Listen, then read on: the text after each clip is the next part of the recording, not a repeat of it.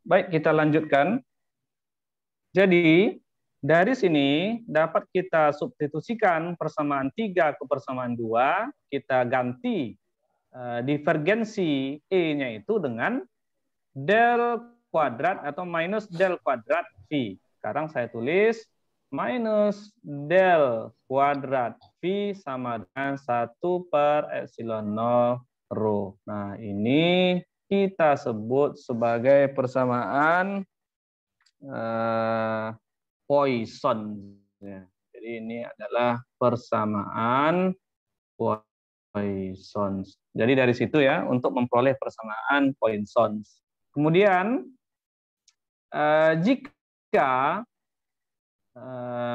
tidak terdapat muatan atau free elektron misalnya, maka rho ini akan nilainya sama dengan 0. Sehingga persamaan ini akan menjadi del kuadrat V sama dengan 0. Nah, ini kita sebut sebagai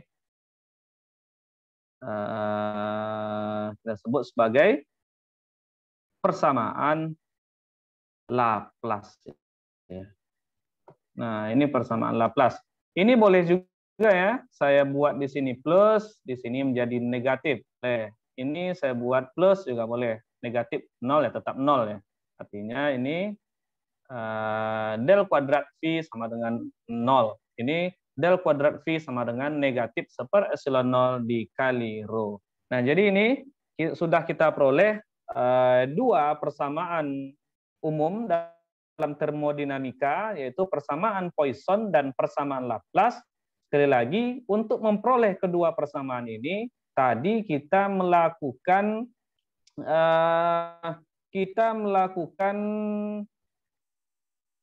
substitusi dari E sama dengan negatif del V itu dengan divergensi, dengan hukum Gauss, yaitu divergensi E sama dengan 1 per epsilon 0 dikali rho. Sehingga dari sini tadi kita peroleh divergensi E itu adalah negatif del kuadrat V, lalu kita substitusikan, terakhir kita peroleh del kuadrat V sama dengan 1 per epsilon 0, negatif 1 per epsilon 0 rho. Ya, ini kita sebut sebagai persamaan Poisson.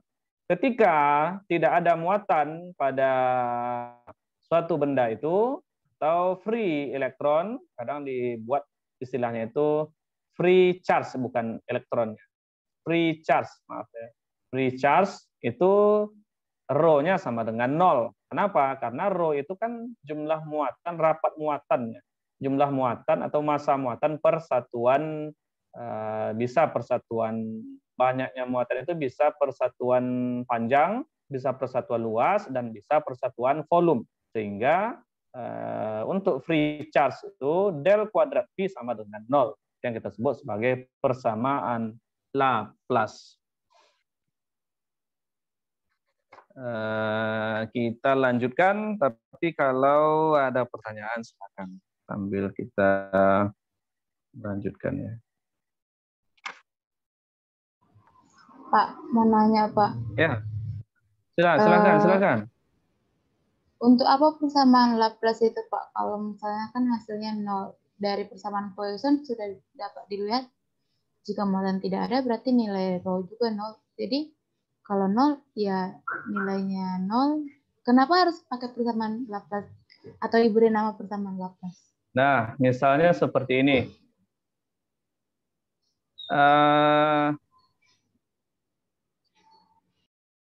Pernah baca tentang ini tak? Ada bola muatan yang bola muatan yang bertegangan tinggi.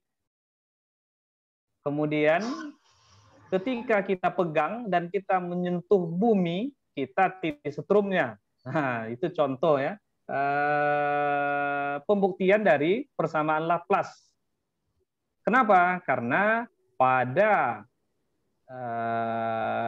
muatannya ada nih, muatannya ada ya pada bola itu ya. bola bermuatan itu. Tetapi ketika kita menginjak bumi itu, ketika kita menginjak bumi itu ternyata tidak ada perbedaan tegangan antara kita dengan bola, sehingga dapat diasumsikan di sini del kuadrat dari V itu sama dengan 0. Sama juga dengan sebelumnya, kenapa sama dengan 0? Ya itu tadi, kita tidak merasakan ada efek dari potensial listrik. Nah, seperti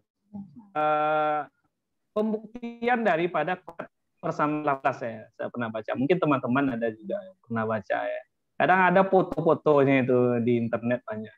Tetapi kalau kita tidak berdiri di bumi, misalnya berdiri di atas suatu konduktor, nah itu kita akan mengalirkan muatan ini sebagai penghantar.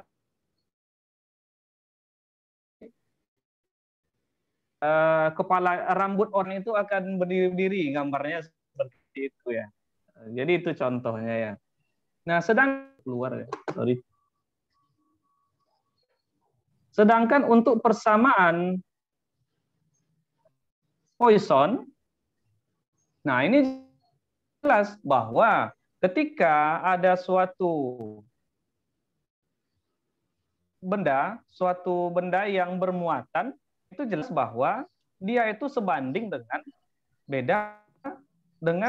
tegangannya atau dengan potensialnya. Semakin banyak muatannya, ya semakin besar potensialnya.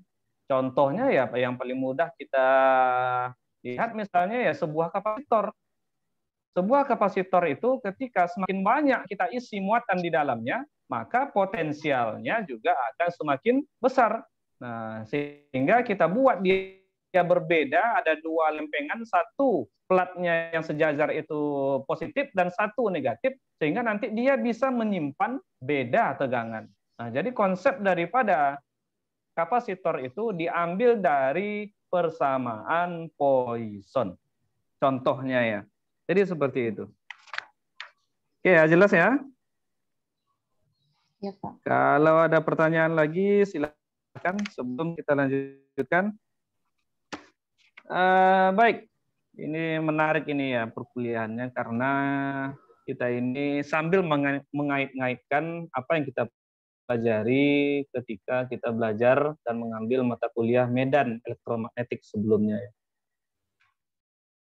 Sekarang kita lanjutkan. Jadi bagaimana, kalau tadi sudah kita lihat bahwa itu adalah potensial listriknya. Potensial listriknya yang berhubungan dengan rapat muatannya. Sekarang kita lihat potensial oleh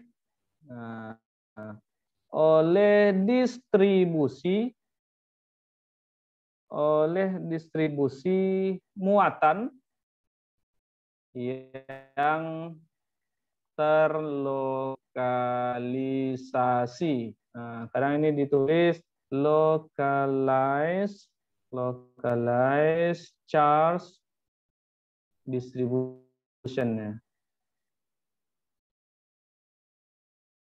Ini pertanyaan Bu Rizky tadi ini ya, berhubungan dengan pertanyaan Bu Rizky tadi, bagaimana jika terdapat lebih dari dua muatan misalnya. Nah, jadi di sini langsung saja, saya tidak akan menurunkannya lagi untuk ini ya. Mungkin nanti teman-teman bisa baca pada buku Electrodynamics Griffith ini pada halaman 84 ya, halaman 84. Nah, di sini saya hanya akan memberikan persamaan terakhir, yaitu sebentar, saya ada hal yang sangat penting yang ingin saya tuliskan di sini.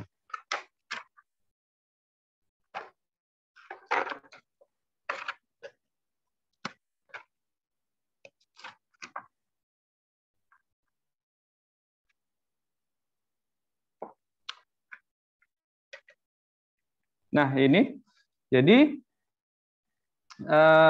potensial oleh distribusi muatan yang terlokalisasi itu dirumuskan sebagai V fungsi R sama dengan ini untuk satu muatan titik dulu, maka ini PR sama dengan 1/4 pi epsilon 0 Q per R. Ini saya buat dulu untuk satu muatan Q. Nah, perhatikan.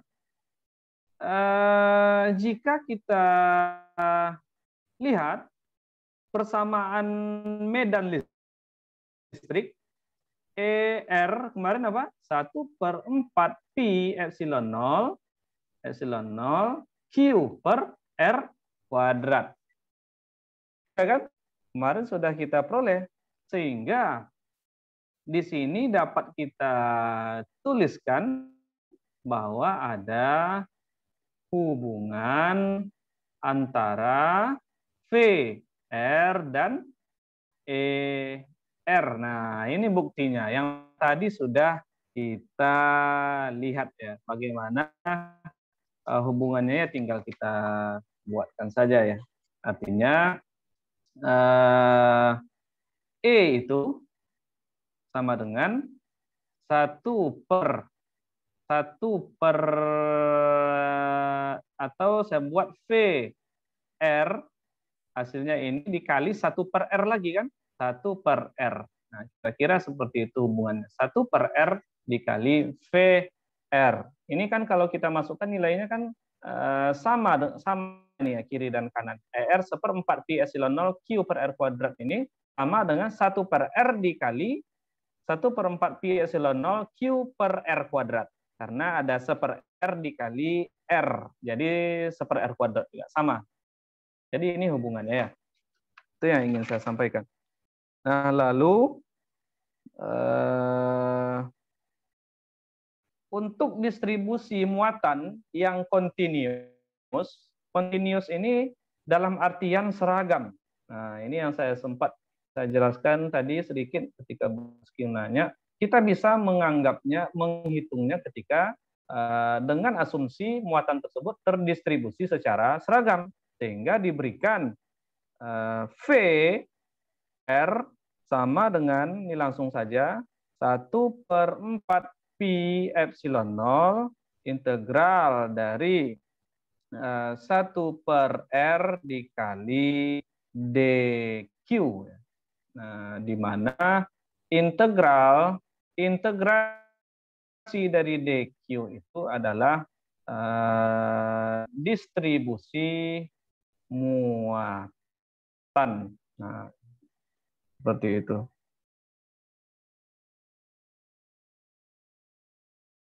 Nah, ini dapat juga kita tulis VR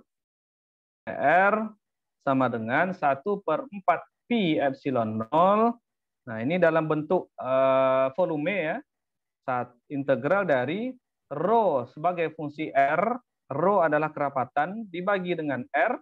Nah, ini dikali dengan dV kalau dia dalam bentuk volume. Nah, ini kalau ini tadi dq ini distribusinya bisa berbentuk garis lurus, hasil integralnya, integral dq itu bisa juga berbentuk luasan, berarti hasil nanti dA ya. Tapi kalau dV adalah hasil integrasinya berbentuk volume dari benda tersebut ya. Nah, kira-kira itu materi yang berhubungan atau yang cukup penting dengan yang berhubungan dengan elektrostatis ini. Tapi ya ini saya baru ingat ada dua hal lagi yang ingin saya sampaikan sebelum kita lihat contoh-contoh soal. Saya harap nanti sekitar 15 menit kita bisa membahas contoh soalnya. Supaya minggu depan bisa kita pindah ke materi selanjutnya. Baik, sekarang kita lihat work. Work ini adalah usaha ya. Nah, usaha Jadi tadi kan muatan itu kita anggap dari titik A ke titik B misalnya. Contoh misalnya sekali lagi ada titik A di sini, titik A ke titik B. Izin minum ya.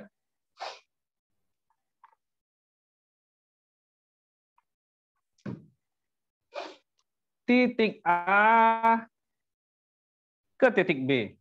Otomatis untuk membawa muatan A ini, untuk memindahkan muatan A, untuk memindahkan suatu muatan yang berada di titik A ke titik B, otomatis kita perlu usaha.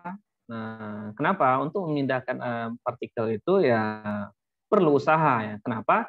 Perpindahan artikel dikali gaya yang memindahkannya dikali jaraknya itu ya sama dengan usaha, konsep usaha seperti yang kita kenal sebelumnya. Nah, jadi di sini poin pertama saya buat usaha untuk memindahkan sebuah muatan titik Q misalnya. Nah, jadi di sini untuk memindahkannya, anggaplah terserah lintasannya seperti apa, mau lurus, mau seperti apa. Kini kita anggap saja ya. Nah, misalnya dari A ke titik B, panahnya ke sini. Nah, ini kita buat misalnya muatan tadi, muatan yang kita pindahkan. Maaf, Q kecil misalnya ya. Muatan yang kita pindahkan bergerak untuk menggerakkannya dari titik A ke titik B. Nah, sehingga W sama dengan kita ingat W itu adalah integrasi dari F dot DL.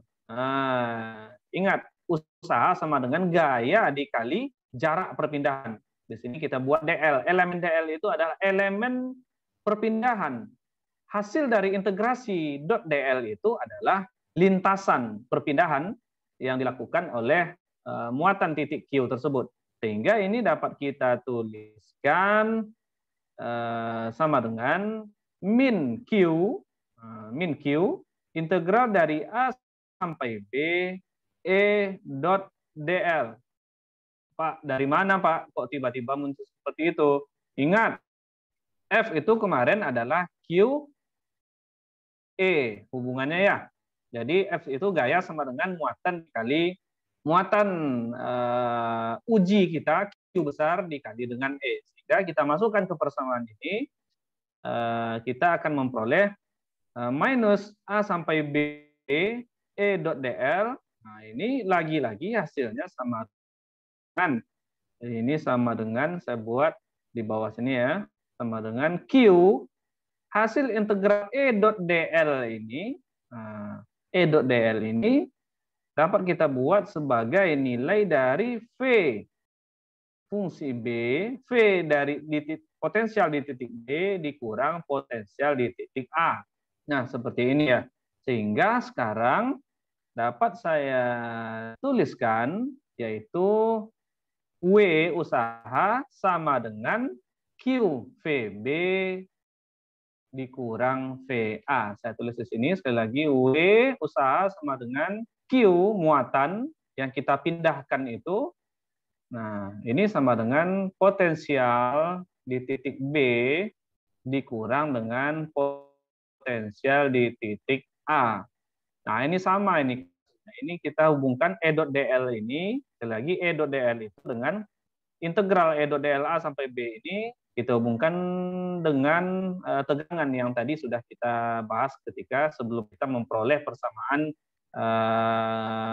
hubungan antara medan listrik dan tegangan ya. Jadi seperti itu, sehingga jika kita ambil titik referensinya itu, titik A kita memulainya itu, titik dari A sampai B itu, atau maaf dari B sampai ke A tadi ya, atau dari A sampai ke B, otomatis kan hasil integralnya kan B dikurang A ya. Jika kita anggap tadi gambarnya itu seperti ini, anggaplah jarak dari sini sampai ke titik ini jaraknya adalah R, kita anggap jaraknya adalah R, jarak lintasan yang ditempuhnya itu adalah R, maka otomatis sekarang kan titik B itu adalah R ya. Titik B itu adalah R, sedangkan titik memulainya ini, ya kita dari mana memindahkan ya adalah dari suatu titik. Kita tidak melihat dari mana kita memindahkannya itu. Sehingga sekarang kita anggap titik acuan kita memindahkan itu adalah titik yang tidak berhingga ya. Sehingga usaha sama dengan Q dikali dengan, nah ini ingat tadi panjang lintasannya itu adalah R, sehingga titik B itu sekarang adalah R minus titik kita dari mana kita memindahkannya, kita anggap dia mulai dari titik tak berhingga ya. Mulai dari titik tak berhingga atau V tak berhingga. Nah, sehingga dari sini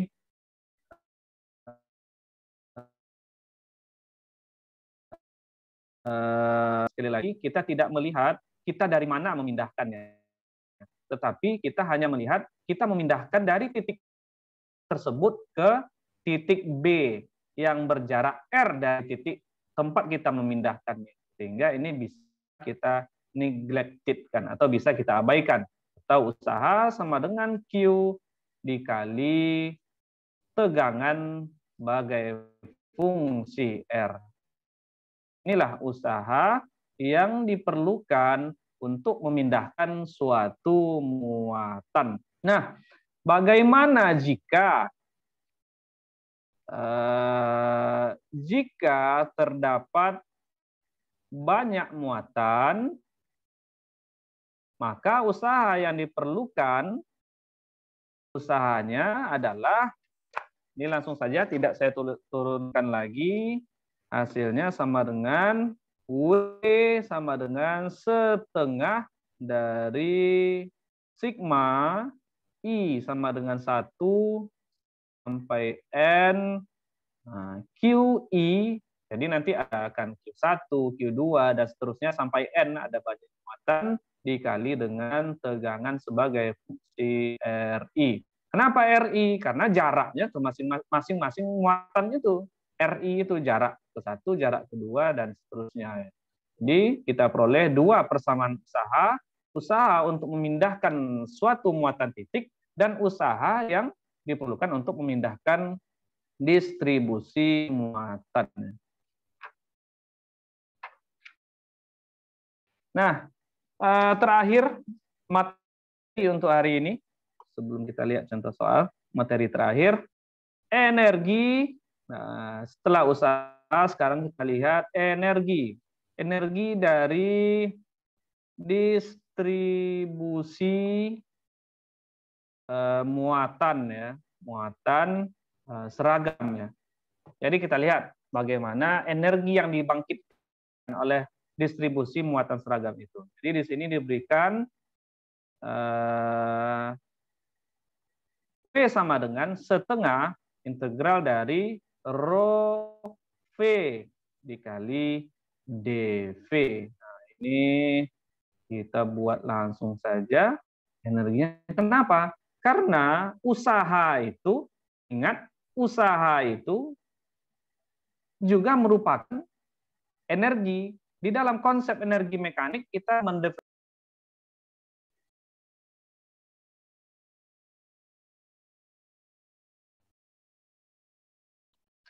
nah, jadi kita lanjutkan. Jadi itu usaha sama dengan setengah integrasi dari rho V dV. Ingat, V ini adalah V potensial dan dV ini adalah elemen volume dari distribusi muatan. Nah, di sini kita ambil dari hubungan kita tahu divergensi dari E itu sama dengan 1/epsilon 0 dikali rho, maka rho dapat juga kita tulis epsilon 0 dikali divergensi daripada E. Nah, sehingga persamaan tadi dapat kita tulis menjadi W sama dengan integral setengah dari integral rho-nya kita substitusi dari sini epsilon 0 divergensi daripada E. Nah, kemudian V dV tegangan dikali elemen volume atau dV. Nah, sehingga di sini dapat kita keluarkan W-nya yaitu N0 per 2 integral divergensi dari E dikali tegangan dV. Nah, ingat tadi kita tahu bahwa E sama dengan minus gradien V tadi ya, atau saya buat minusnya sebelah kiri, E sama dengan gradien V. Nah, ini tadi sudah kita peroleh di awal. Maka kita bisa menulis sekarang, saya buat next kan, W sama dengan epsilon 0 per 2. Nah, ini integral volume dari E kuadrat dV ditambah integral surface dari V dikali E. Nah, ini dot dA. Yang ini hasilnya akan menjadi, jika persamaan ini kita selesaikan, maka kita akan memperoleh U sama dengan epsilon 0 per 2 integral dari all space, nah, semua ruangnya, nah ini sama dengan E kuadrat dV. Ini adalah hasil integrasi dari persamaan ini ya. Nah, sekali lagi, ini merupakan total energi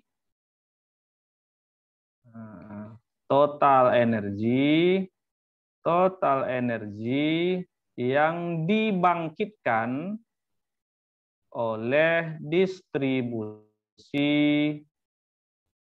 muatan. Nah, itu kira-kira materi kita untuk hari ini. Kalau ada pertanyaan, silahkan. Sebelum kita lanjutkan ke pembahasan soal ya. Ini kita lihat. Nanti terlalu banyak materi, tak ada soal. Silakan kalau ada pertanyaan. Waktu kita masih ada 15 menit. Ya. Jadi mungkin saya ambil satu soal untuk medan listrik dan satu soal untuk potensial listrik ya. Langsung saja.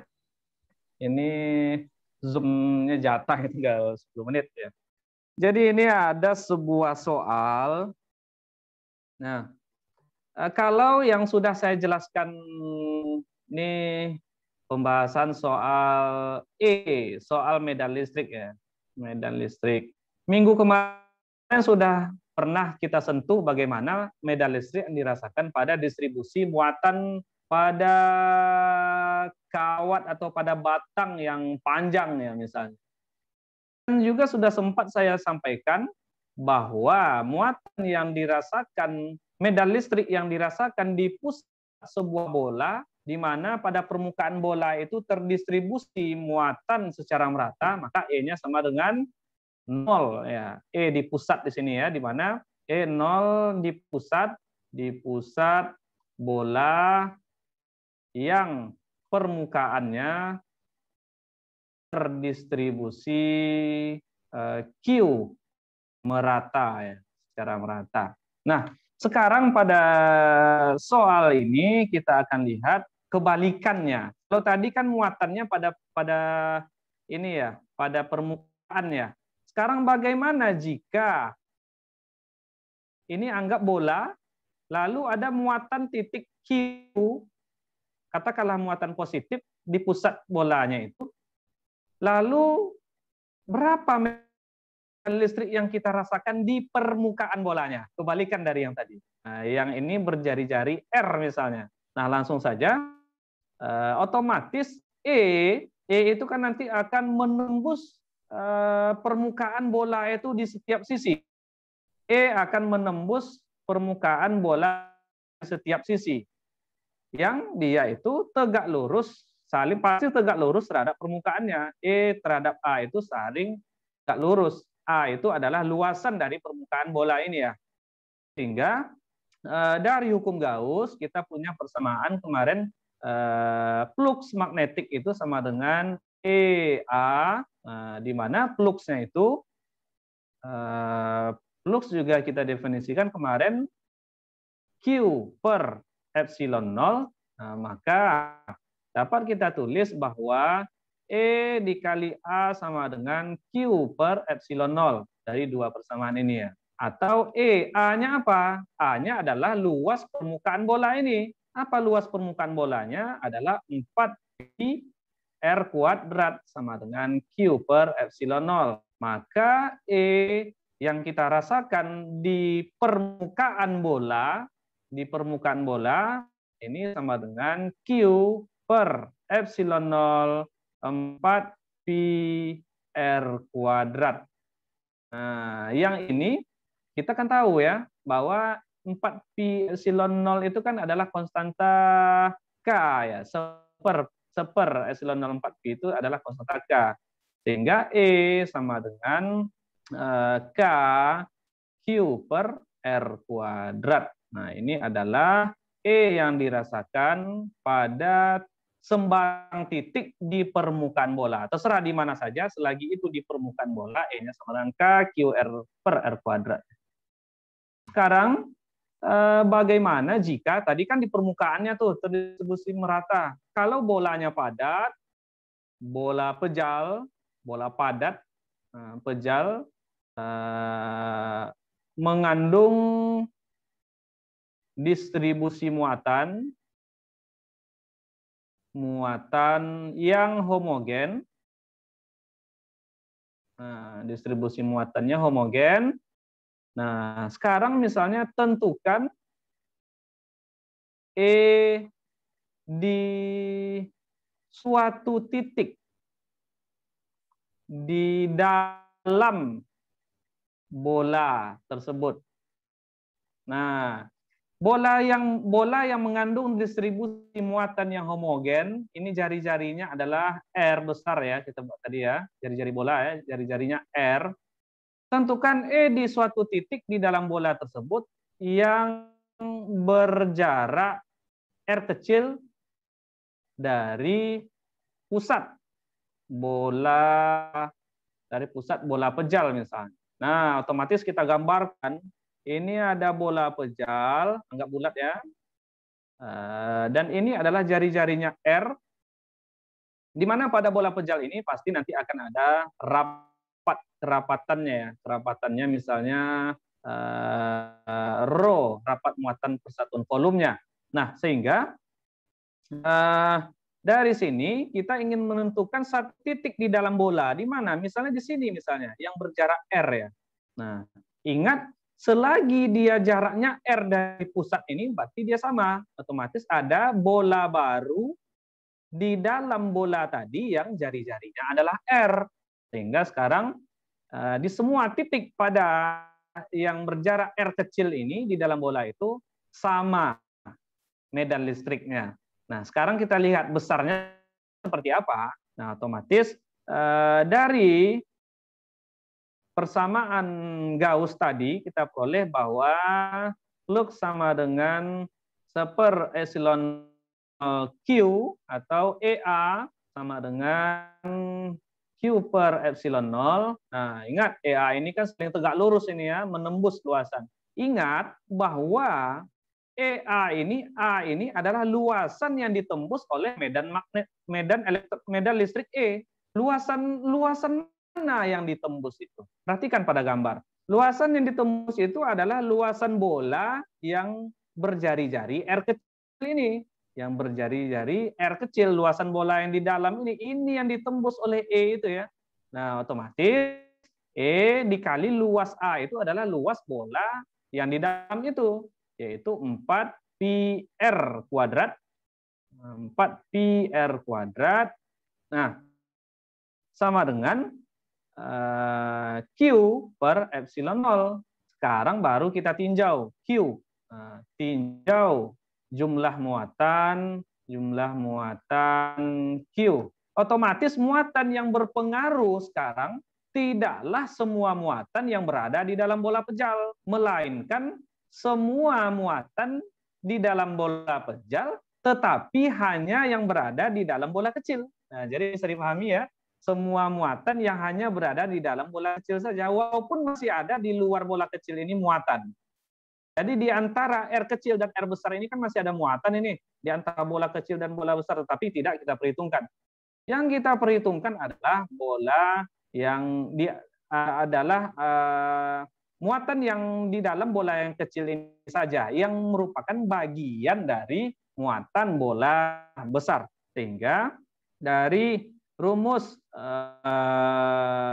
Q itu kan sama dengan rho dikali volume ya.